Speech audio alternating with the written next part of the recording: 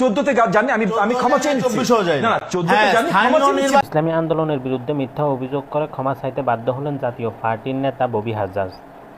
জাতীয় পার্টির নেতা ইসলামী আন্দোলনের বিরুদ্ধে মিথ্যা অভিযোগ করায় তাৎক্ষণিক গাজী সাহেবের তোপের মুখে পড়ে ক্ষমা চাইতে বাধ্য হলেন। ইসলামী আন্দোলন গত 15 বছর শেখ হাসিনা যতগুলো নির্বাচন করেছে মোটামুটি সবগুলোতে অংশীদার ছিল। হ্যাঁ 18 নির্বাচনে আমরাও গেছি। না 14তে নির্বাচনে গেছি আমরা, আপনি তো এরশাদের সাথে ছিলেন। 14তে কি আমরা নির্বাচনে গিয়েছি? 14 নির্বাচন আচ্ছা আমি আমরা 24-এর নির্বাচন গিয়েছি। তাহলে আপনার ভুল তথ্য কিভাবে এখানে? গাজী ভাই ক্ষমা চেয়ে নিচ্ছি। 14 থেকে 24-এর ভিতরে প্রত্যেকটা নির্বাচনে গেছে। এগেন ভাই আমি আপনার সাথে কোনো ধরনের তর্কে যেতে চাই না কেন তর্ক যাবে? ভুল করেছি। তর্ক যদি আমি মেনে নিচ্ছি ভুল করেছি। আচ্ছা ঠিক আছে ভাই, যদি চেঁচামেচি করতে হয় চেঁচামেচি সবাই করতে পারে, চেঁচামেচি করবেন না। 14 থেকে 24-এর ভিতরে আপনারা গেছেন। 14তে জানি আমি ক্ষমা চেয়ে নিচ্ছি। 24 না 14তে জানি ক্ষমা চেয়ে নিচ্ছি।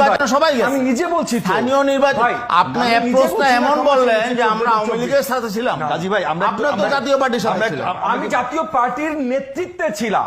জাতীয় পার্টির নেতৃত্বে 14 নির্বাচনের বিরুদ্ধে দাঁড়িয়েছি বলে আমাকে গুম করা হয়েছিল, দাঁড়িয়েছি বলে দেশ থেকে বিতাড়িত করা হয়েছিল।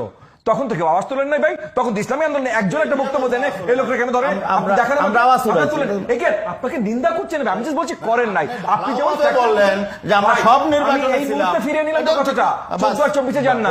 ওকে আমি পরিষ্কার ফিরে এনেছি না, চলে গেছেন।